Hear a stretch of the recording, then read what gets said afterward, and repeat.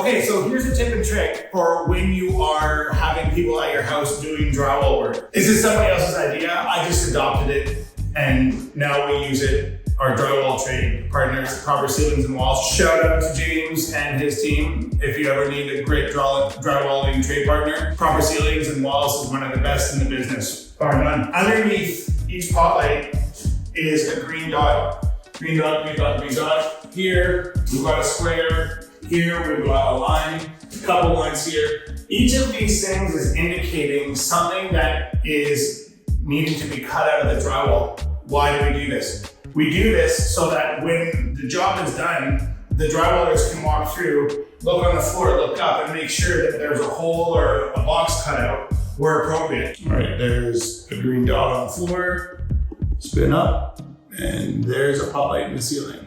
Center screen right there.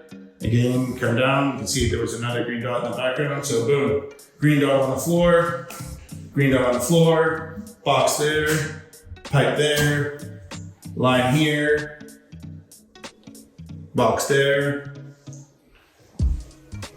3 lines here, 1 box there, panel there, a couple more boxes up there. That green box there refers to